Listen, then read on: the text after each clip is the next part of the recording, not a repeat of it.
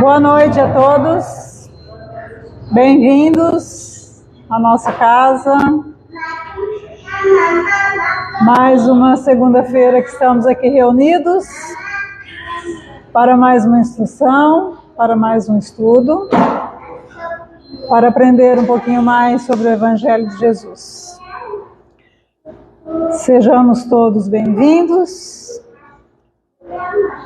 Hoje nós temos aqui conosco para nos trazer a reflexão da noite o nosso amigo de Iracemápolis, Wagner Sofiati, que vai nos falar sobre Janela da Alma. Capítulo 6 de Mateus, versículos 22 e 23. Então, para que a gente inicie a nossa noite, vamos fazer uma prece, agradecendo a Deus, nosso Pai, a Jesus, nosso mestre, nosso amigo, que veio nos ensinar, nos exemplificar como caminhar para que um dia cheguemos à felicidade que a todos nós espera. Então, com muita alegria e gratidão por essa oportunidade, reunidos aqui no mesmo propósito de aprender, de ouvir uma mensagem, um ensinamento de Jesus, colocar em nosso coração, em nossa mente, e aprendendo, buscar colocar em prática, na medida do nosso conhecimento, daquilo que já sabemos, que nós possamos exercitar esse amor que Jesus tanto nos exemplificou, esse amor que nos envolve, que está sempre em toda parte, está em nós e em todos os lugares. Obrigado, Senhor, por este dia, por esta oportunidade, por cada um de nós aqui presente, por aqueles que não puderam estar por algum motivo ou por qualquer impedimento que não permitiu que aqui estivessem, que todos possam receber o seu amor, a sua paz, confiantes sempre nas suas mensagens, nos seus ensinamentos, e que todos juntos possamos buscar essa evolução, essa melhora individual e coletiva, para que a nossa vida, o nosso caminhar, seja mais assertivo e mais suave. Esteja conosco, Jesus, e que tenhamos uma noite de bênçãos, de aprendizado e de muita paz. Que assim seja. Wagner, esteja à vontade. Isso. Estamos aqui.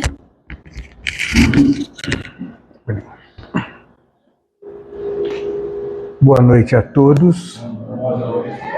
É uma imensa alegria poder estar novamente nesta casa, onde podemos sentir a vibração da espiritualidade superior, dos irmãos encarnados, deste conjunto de energias que nos faz alimentar a fé e sustentar a esperança. Na noite de hoje, viemos para fazer um bate-papo, para conversarmos um pouco a respeito do Evangelho de Jesus, que é um evangelho extremamente atual. Tudo que ele nos ensina se aplica no nosso dia a dia, inclusive para a posteridade também. Por que escolhemos esse tema, a janela da alma? Porque muitos estão dizendo por aí, nossa, o mundo está de ponta cabeça. É guerra, é doença, é corrupção. Mas será que é só agora que está acontecendo isso? Será que ao longo da existência, né, dessa condição do nosso planeta de expiação e prova, não estamos sempre envolvidos nesses dramas que a priori possa transparecer sofrimento, dor, desespero, mas a ideia é justamente ver de um outro ângulo. O ângulo que Jesus nos ensina e nos ensina a educar o nosso espírito. Por isso que nós retiramos este estudo do Evangelho de Mateus, no seu capítulo 6, versículos 22 a 23, que é referente ao Sermão da Montanha. Interessante que esse Sermão da Montanha traz toda a síntese da doutrina do Cristo. Traz tudo aquilo que precisamos aprender e executar, para que então possamos alcançar esta maturidade espiritual. Muito bem. Então a passagem evangélica é justamente esta que diz assim: a candeia do corpo são os olhos, de sorte que, se os teus olhos forem bons, todo o teu corpo terá luz. Se, porém, os teus olhos forem maus, o teu corpo será tenebroso. Se, portanto, a luz que em ti há são trevas, quão grandes serão tais trevas? Que interessante. Se nós pegarmos o Evangelho, né, Jesus sempre faz esta contradição, mostrando os dois posicionamentos. A edificação da casa sobre a rocha ou sobre a areia, e assim outros exemplos que ele sempre vai nos deixar para a escolha, para que possamos exercer o livre-arbítrio sem imposição, sem exigência. Pois bem, então vamos ver nesta passagem, né? Esta é a candeia que ele diz, né? Que a candeia do corpo são os olhos. Vamos lá. Então, desculpe. Será que eu pulei aqui? Então, essa passagem evangélica faz parte do Sermão da Montanha, onde o mestre ensina aos seus discípulos as condutas a serem tomadas para a construção desse reino dos céus. Veja que são os discípulos.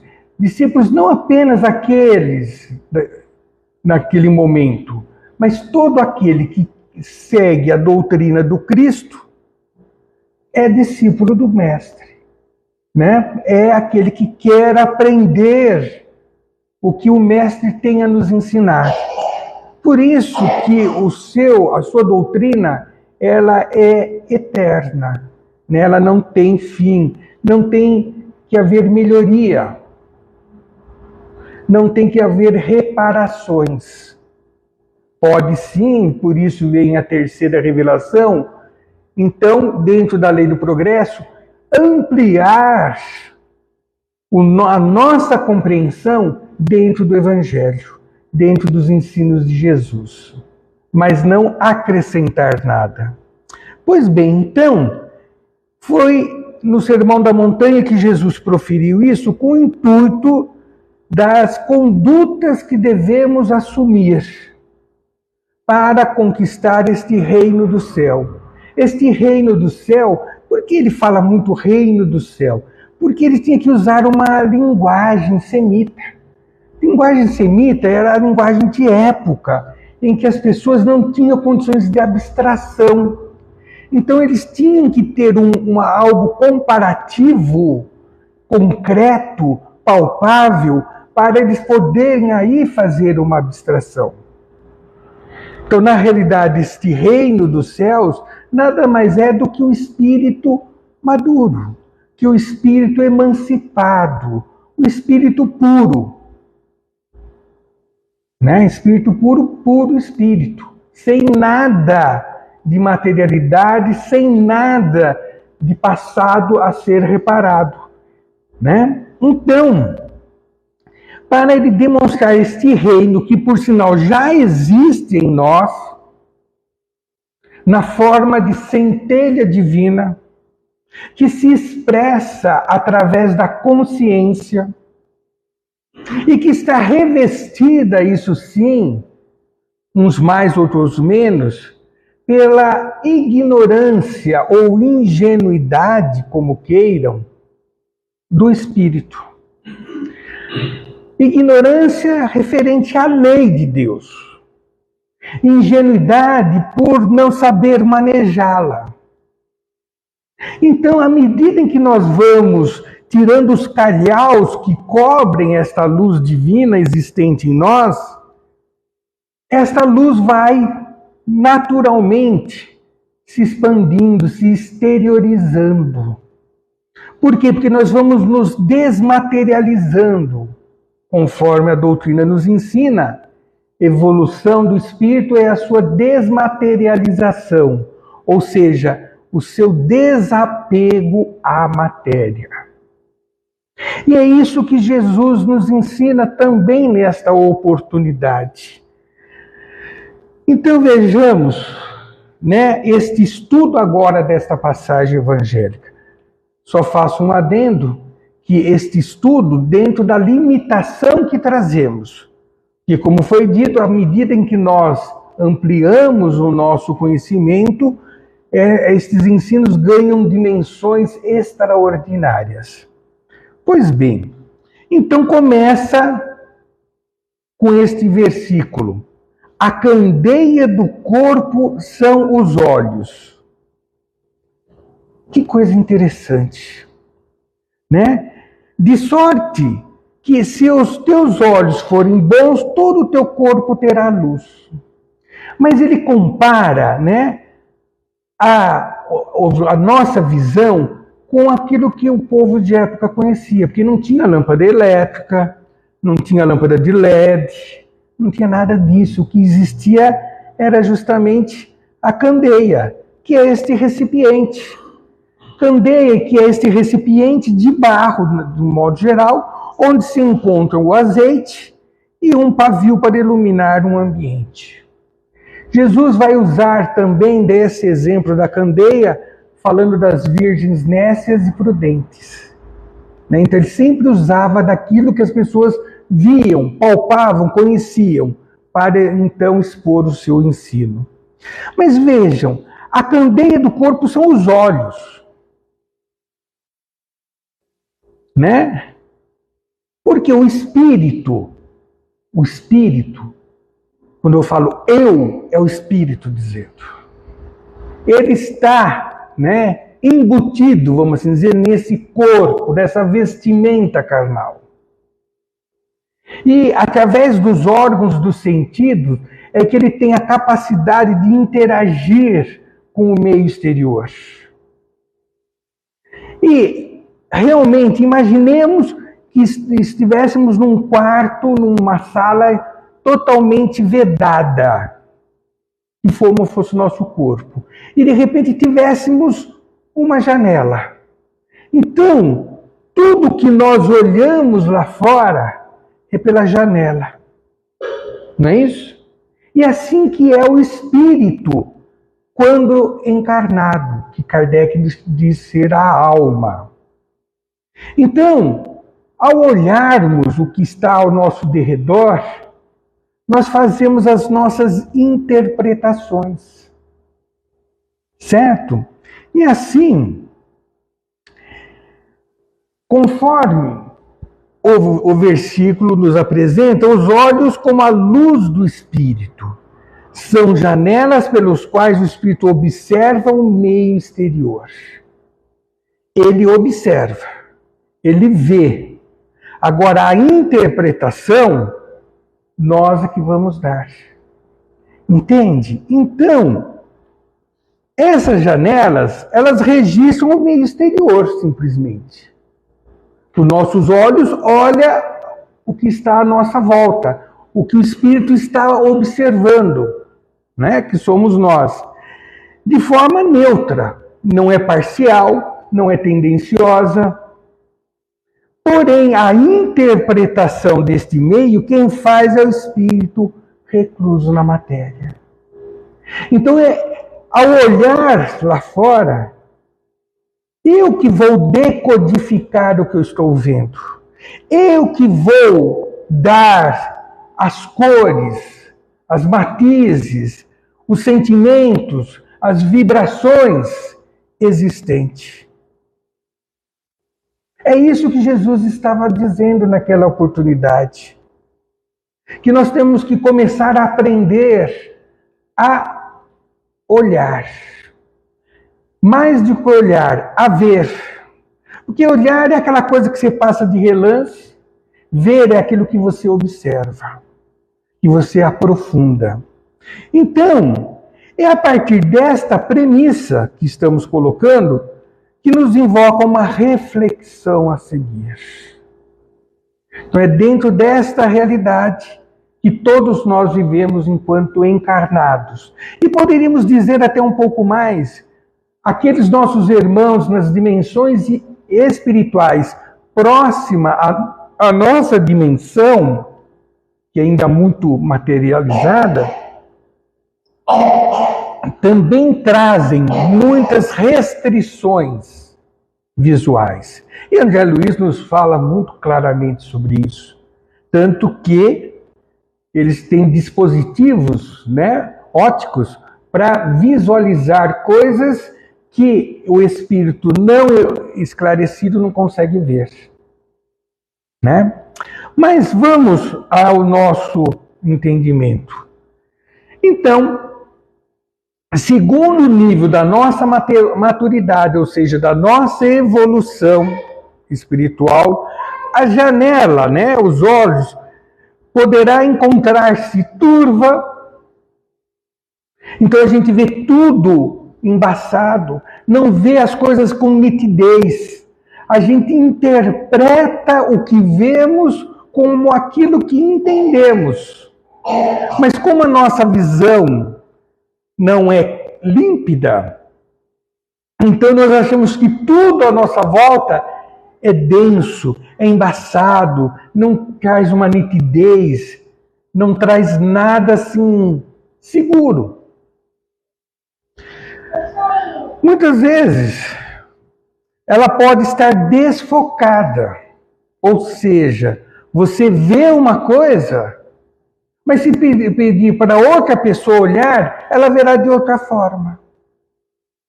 É a forma em que você enfoca algo, que você interpreta algo. Isso, inclusive, se dá também com a linguagem. Você quer criar uma confusão, peça para transmitir um recado para o próximo. Esse recado vai sair de tal forma que lá no fim da fila, totalmente distorcido. Porque a pessoa entendeu de um jeito, interpretou e passou adiante da forma, desfocada da origem. Também ela pode ser nebulosa, É aquela questão que é tudo negativo. Você olha o copo, Você olha o copo assim e fala, vai estar meio cheio. O positivo, o negativista vai falar, ele está meio vazio. É o mesmo copo, tem a mesma quantidade de água. Porém, vai depender uma vez mais de como o seu estado de espírito, a sua condição espiritual naquele momento. E assim, passaremos a ver as coisas como constante ameaça, perigo, enxergando tudo de forma negativa. E o que nós estamos vendo nos dias atuais? Exatamente esta ótica distorcida sobre o momento pelo qual passamos. Todo mundo, ainda mais agora com a tecnologia da comunicação muito avançada, então rapidamente fala-se uma coisa aqui já todo o planeta está sabendo. Né? Porque a comunicação ganhou uma dimensão extraordinária, mas a sua aplicação de forma responsável está ainda engatinhando. Aí o que acontece? Surge uma guerra, né? Vejam, alguém hoje fala da guerra da Síria? A guerra da Síria já faz tanto estão lá guerreando. Alguém está falando da guerra da Croácia? Já. Não, agora estamos falando da guerra da faixa de Gaza. Vocês percebem? E a doença Covid, então? Nossa, como abalou a estrutura psicológica da humanidade. Fala-se alguma coisa hoje em dia? Vocês sabiam que a Covid está voltando a crescer? Mas por que a gente já não tem mais aquele afã? Porque com a vacinação, né, ela passa como uma gripe. Percebem como a gente desfoca? Porque sempre existiram as pestes, as guerras, as desigualdades sociais, intelectuais, a corrupção. Vamos dizer que agora que existe corrupção no nosso país? Mas o que acontece? Há um fomento justamente de uma visão distorcida, de uma visão nebulosa, que gera em nós esta situação de caos, de desespero. E nós que somos pretendentes discípulos do Mestre, precisamos então observar o que ele disse.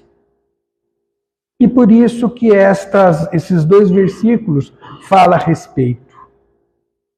Fala a respeito, inclusive, porque como é uma janela da alma, essa janela também ela salienta o que está no nosso interior. A janela tem 2 formas, né? Você olha o que está lá fora, mas também pode-se ver o que está dentro. E é aí que nós vamos então começar a compreender como está o meu interior. Será que ele está equilibrado? Será que ele tem a perspectiva de progresso, de melhora, de avançar, de progredir, de fazer luz? Ou estamos ainda envoltos, né, nessa nebulosidade, gostamos de uma fofoca, gostamos, né? Da casa espírita não tem os melindres, né? Não tem melindre. Mas, por que isso? Porque nós esquecemos de olhar o nosso interior. Será que, de repente, o tal do melindre, que tem lá em Iracemápolis, aqui eu sei que não é justamente aquilo que me chama a atenção, que o outro é capaz de fazer e eu não faço? E aí, então, eu tenho que arrumar uma desculpa. Eu tenho que colocar um defeitinho. E aí eu vou pedir licença às senhoras. Né? Porque as mulheres, ela tem um senso de observação fenomenal. Homem não. Homem, se chegar amanhã e falar, qual é a roupa que ele estava? Não sei se era azul, amarelo, verde. Ele estava vestido. Mulher não. Se passar uma mulher elegante, muito bem, né? Uma roupa bem cortada, o homem vai olhar, olha que mulher bonita, né? Mas as demais vão falar o seguinte, mas você viu que a unha do dedão do pé estava lascado? Não é? Vocês perceberam que o colarinho estava dobrado? Não é assim? Então, é este olhar que nós precisamos calibrar. É este olhar que Jesus vem nos ensinar a ver com os olhos, não da matéria, mas com os olhos do Espírito. E se o nosso olhar ainda é muito míope, busquemos as lentes corretivas que o Evangelho nos oferece. E através do Evangelho nós vamos garimpando o caminho a seguir e como melhor visualizar o que ocorre ao nosso derredor. Por que falamos isso? Conhecendo o nosso interior, nós vamos começar a ter o ponto de partida da onde temos que realizar a nossa reforma íntima. A doutrina fala muito de reforma íntima, não fala? Mas eu só vou reformar aquilo que eu identifico que precisa ser reformado. Alguém aqui se considera orgulhoso, egoísta, avarento? Ninguém, né? Ah, não, isso são os outros. Quais são os nossos melhores amigos nessa hora? Os nossos obsessores. Porque ele vai falar exatamente aquilo que nós somos. Né? E aí a gente vai ficar incomodado. O que eu quero dizer com isso? Eu só vou reformar aquilo que eu reconheço que está errado em mim, que necessita de correção. Por isso que sempre estamos adiando a reforma íntima. Porque nós não identificamos o que temos que melhorar. Nós não conseguimos olhar o nosso interior e ver, puxa vida, Wagner, deixa de ser tão orgulhoso, deixa de ser tão egoísta, Wagner, né? E aí, toda virtude é um exercício que devemos fazer diariamente. Se os nossos músculos só se desenvolvem através de exercícios repetitivos, constantes, a virtude não é diferente. Então não adianta eu falar assim, a partir de amanhã vou ser mais paciencioso. Aí eu acordo de manhã, pego o carro, já não liga, a bateria está dando problema. Saio mais um pouco, tem o semáforo, aí um nosso amiguinho quer competir comigo, quem chega primeiro. Azar dele, eu vou pôr o pé no acelerador. Depois eu quero ser paciencioso. Eu não quero falar mentira. A partir de hoje não vou mais falar mentira. Aí, logo mais toca o telefone, o meu filho atende e fala assim, pai, aquele paciente quer falar com o senhor, está com dor de barriga. Fala que eu não estou. Como quero deixar de ser mentiroso? E o que eu estou ensinando para o meu filho? Que os nossos filhos, eles aprendem não pelo que você fala, mas pelo que você faz. Tenham certeza disso. Podem falar o que vocês quiserem, mas eles vão fazer aquilo que vocês fazem. Prestem atenção. Mas, retornando então à nossa janelinha, visto esse nosso interior, temos que ter então essa autoanálise, né? Ter essa realidade do que somos, para então desferirmos todo um trabalho, um processo de melhoria. Senão a gente vai ficar só achando que vindo na casa espírita, tomando passe, os mentores vão nos ajudar na hora difícil, eles vão resolver nosso problema. E Jesus diz, ajuda-te, que eu do céu te ajudarei. Faça primeiro a sua parte, né? Mas, com isso, Jesus então nos convida a ver o mundo físico como oportunidades.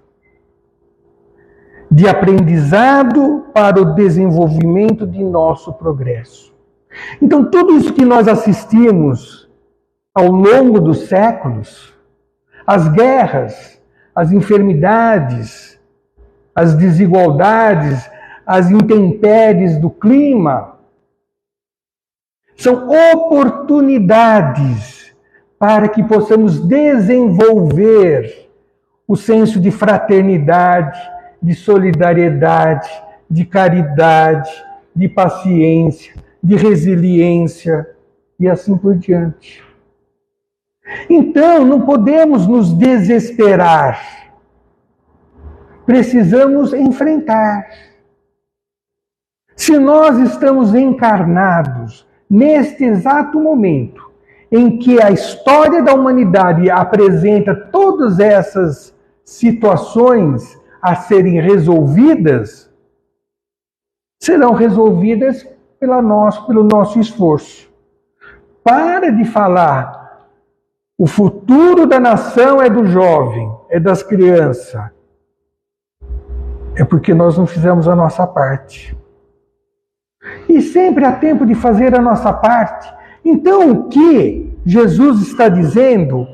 As doenças, as enfermidades não são castigos divinos, não são punições para nós, como sempre nós acreditávamos. Não. São oportunidades de crescimento. Porque façamos uma analogia. Imaginem vocês a criança que sai daquela criatividade infantil, daquelas brincadeiras do dia a dia. De repente você tira ela deste círculo de diversão e coloca numa sala de aula, que terá que ficar ali algumas horas, que uma professora estará exercitando seu punho a fazer as primeiras letras, a forçar o seu raciocínio para as somatórias de objetos. E veja como nós, quando Jesus fala que somos infantil, porque somos, precisamos de comparação. Por isso que Jesus falava de forma semita, usando coisas concretas. Porque a criança, quando está aprendendo, como ela vai aprender que 1 mais 1 são 2? Uma maçã mais outra maçã, pega a maçã e move. Uma maçã mais outra maçã, são 2 maçãs. Não é assim que a gente aprende? Mas para a criança aquilo é um esforço, aquilo é um sacrifício. Tirou ela de brincar de futebol, de brincar com a boneca para ficar ali fazendo isso. Nós estamos castigando a criança? Nós estamos punindo essa criança? Não. Se faz necessário o aprendizado. Assim Deus age conosco.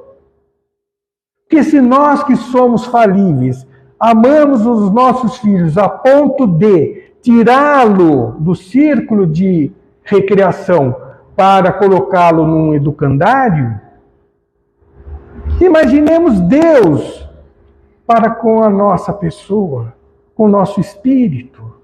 Então tudo isso que estamos vendo ao nosso derredor, o espírito tem que interpretar sem nebulosidades, sem viciações. Tem que procurar ver o lado positivo, útil. O que eu posso fazer para a melhoria dessa situação? É assim que deveríamos ver. E não, como infelizmente acontece, muitos são disseminadores do pânico, do medo, da insegurança, do terror. Então, seguir o Mestre é simples. Nós aqui complicamos. É tão simples que ele resumiu todas as leis e o profeta. Amar a Deus sobre todas as coisas e ao próximo como a si mesmo. Basta fazer isso e sereis felizes. E terás paz, viverás no amor, terás saúde, consequentemente prosperidade. Quer dizer que se nós não estamos desfrutando desta situação é porque nós ainda estamos por fazer o nosso aprendizado. E o aprendizado está nessa escada, nesse processo, como queiram. Primeiramente é o estado de ignorância sobre algo. Aí o que vem? Vem aquela confusão, porque surge uma situação que a priori a gente fala, nossa, o que é isso? Como eu vou me safar? E agora? O que eu faço? Para que posteriormente vamos sentar, analisar, peraí, tem que haver uma saída, tem que ter uma solução. Ainda nós somos espíritos que necessitamos do impulso da mola propulsora chamada dor, chamada sofrimento. Porque se não houvesse isso, sabe o que aconteceria? Ficaríamos acomodados, estagnados. E nada na natureza está parado. Tudo está em constante progresso. Imaginemos uma água parada. O que acontece? Ela apodrece.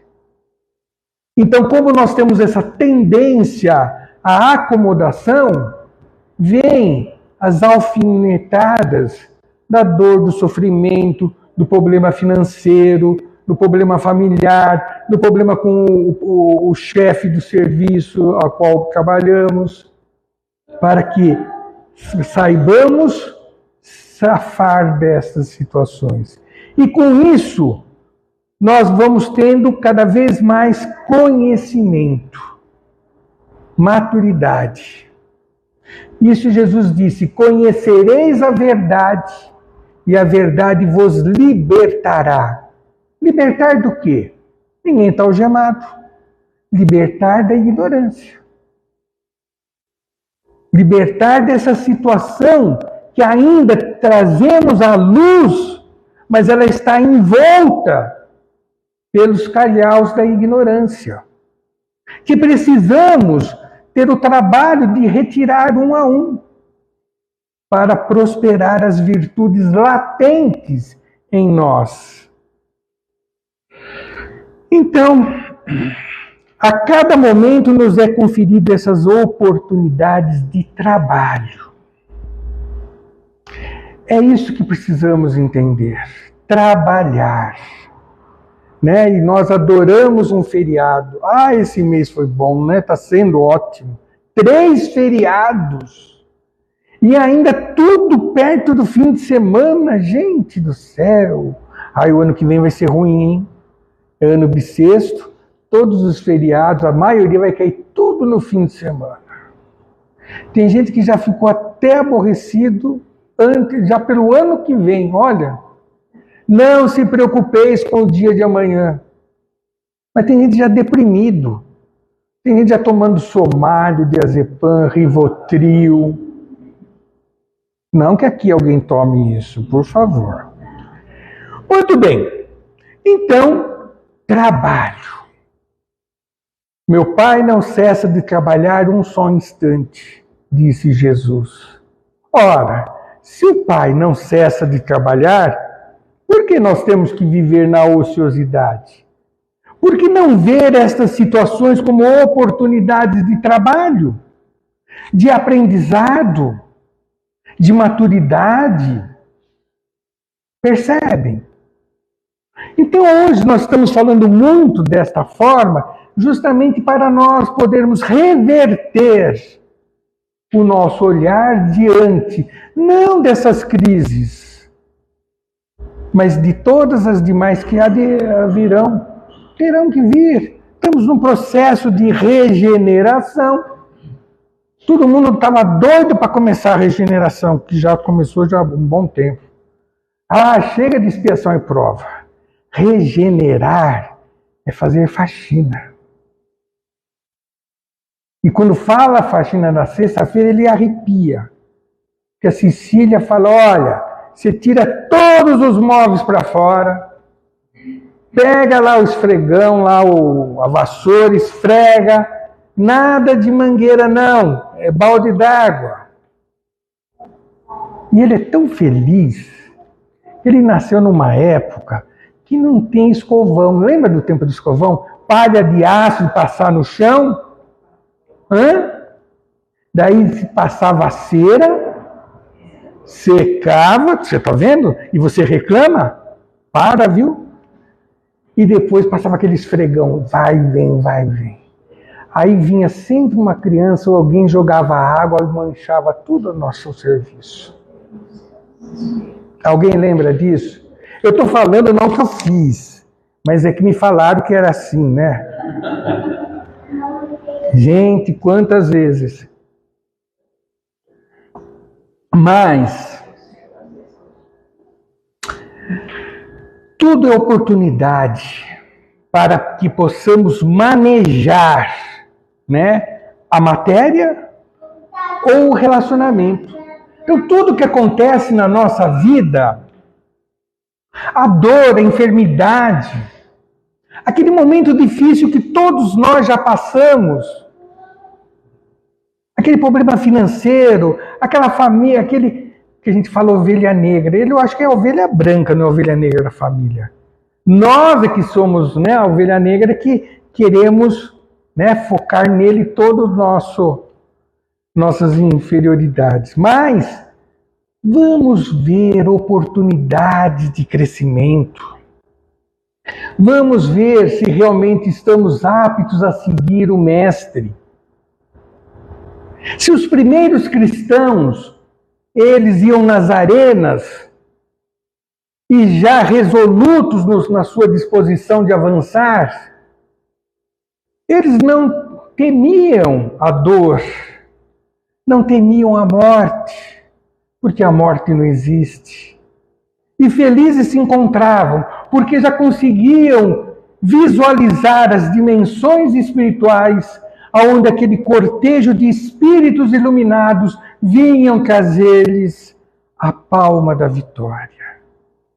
Por isso que eles morriam sorrindo.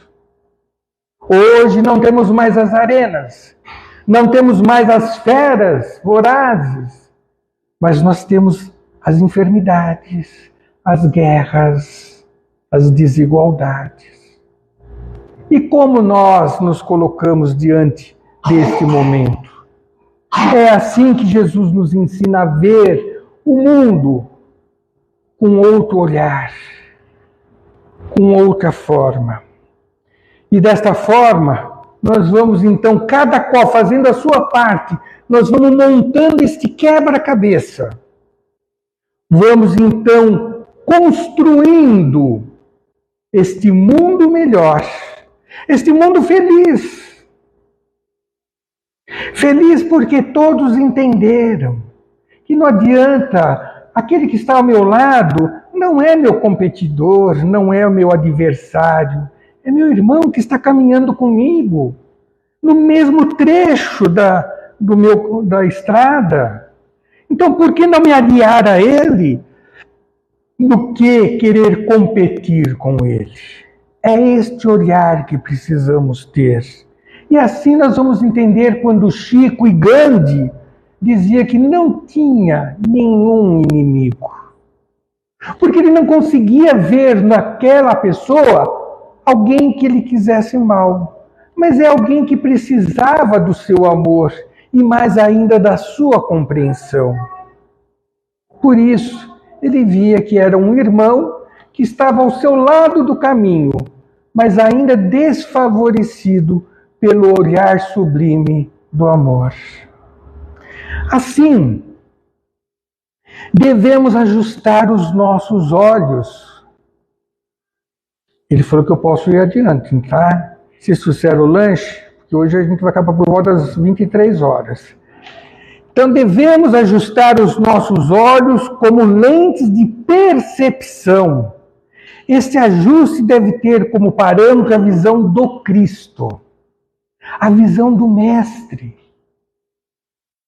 Ele olhava os fariseus que o perseguiam e não via como inimigo, mas como pessoas ávidas para aprender, que no seu fundo estava indeciso pelas leis que eles haviam criado, dando um caráter divino, e na qual estavam aprisionados, sendo muito mais subservientes do que pessoas resolvidas. Então Jesus via aquele enfermo, e ele não via a enfermidade, ele via o enfermo. E ele dizia àquela pessoa que estava naquela condição, e assim mesmo curava.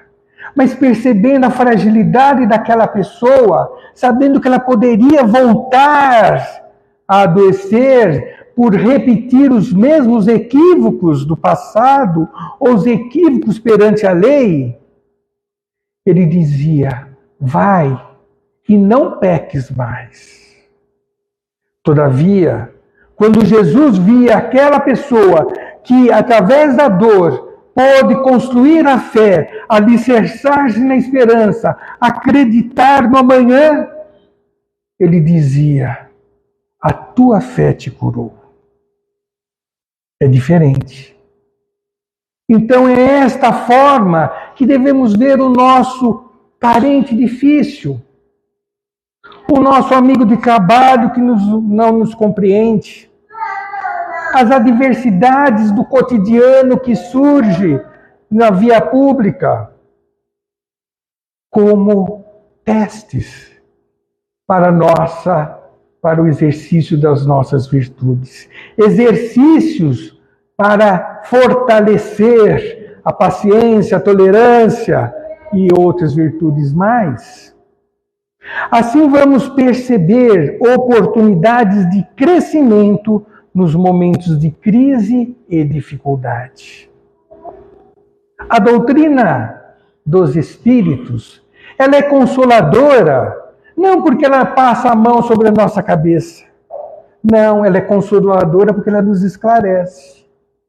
Ela é consoladora porque explica a origem das nossas limitações.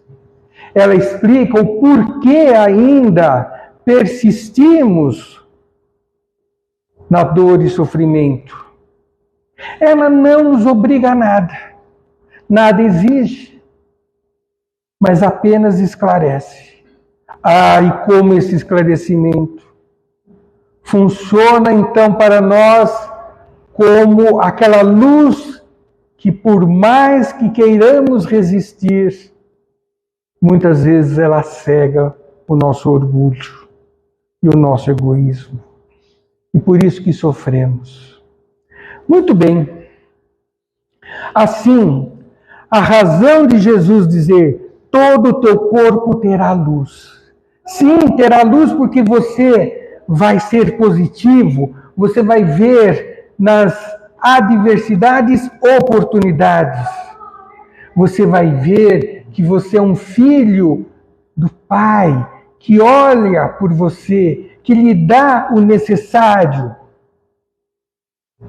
É outra questão que nós precisamos refletir. Ninguém terá menos do que o necessário.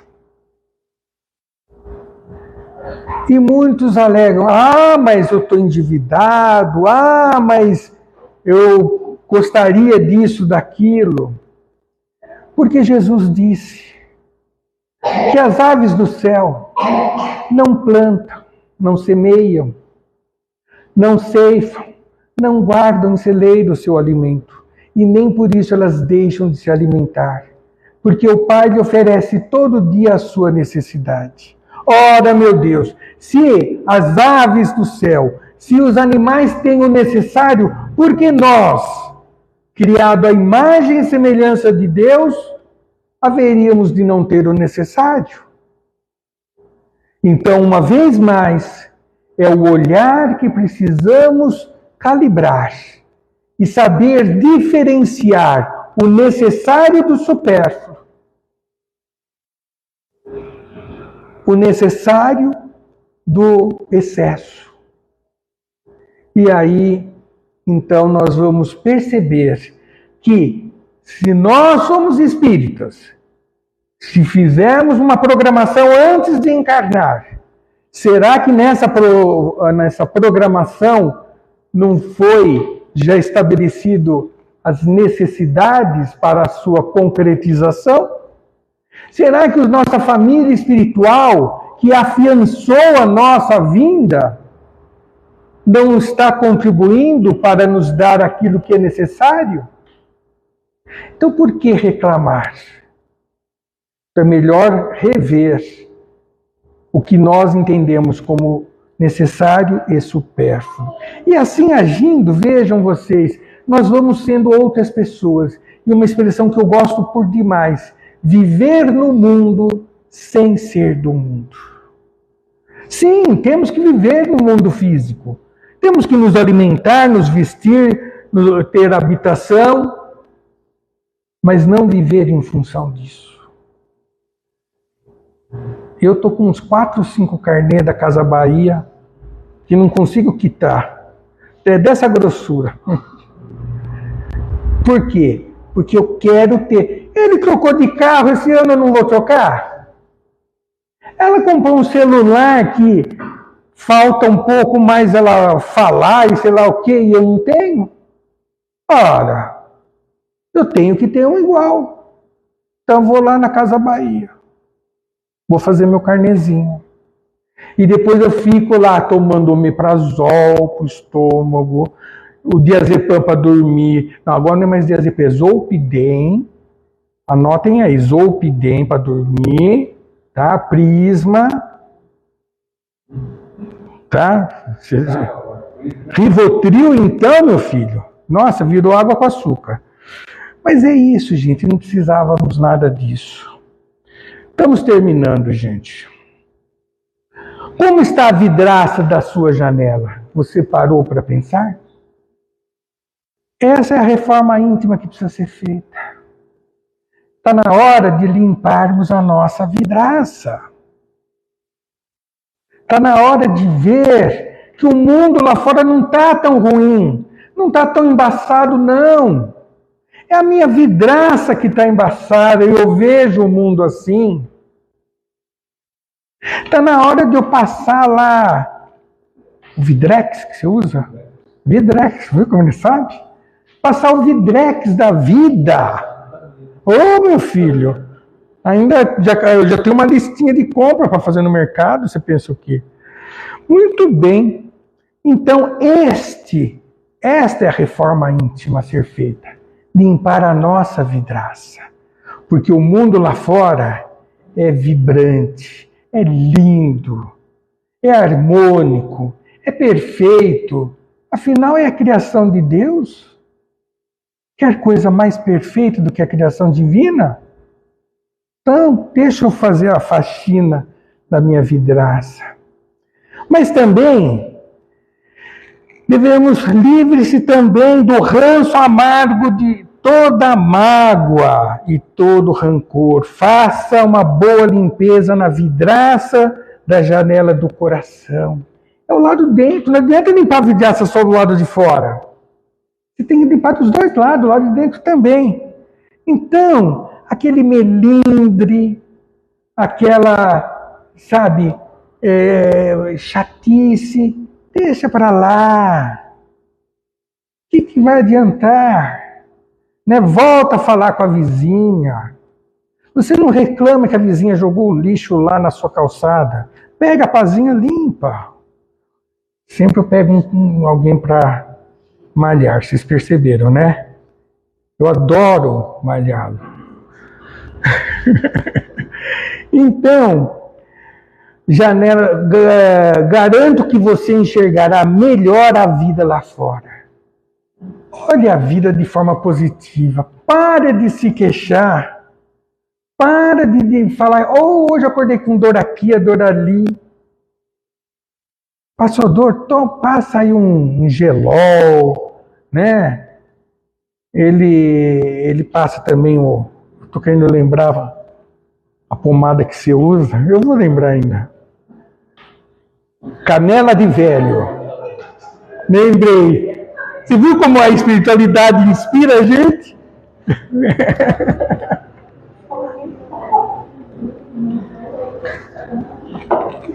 É verdade? Muito bem. Com isso, gente, vamos abrir a janela dos nossos sonhos. Porque sonhar também é viver. Sonhar é alimentar esperança. Sonhar é criar bom ânimo. É ver em tudo prosperidade. Afinal de contas, quem não quer viver num mundo feliz? Então sejamos felizes. Vamos parar de ficar com aquela senho fechado, né, mal-humorado. Deixa o sol da esperança, da coragem e do otimismo iluminar sua vida. Isso que precisamos ver. Amanheceu, que maravilha! Eu tenho por hábito, quando eu vou para o trabalho, eu gosto de olhar as plantinhas, as florzinhas, até do mato. As flores do mato como é linda, aqueles amarelinhas, né? É umas coisas fantásticas. A pessoa às vezes vai brigar comigo lá no trânsito. Deixa, eu quero ver aquela flor. É muito mais bonito, é muito mais estimulante. Porque afinal, todos nós somos a imagem e semelhança do Pai. Vibre a sua luz. Faça com que a sua luz resplandeça de tal forma que possa iluminar o caminho daquele que esteja ao seu lado cabisbaixo, deprimido, inseguro, triste. Dê-lhe um abraço, um bom dia. Mas faça com todo o amor, porque o plano maior não vê a quantidade, vê a qualidade do que fazemos.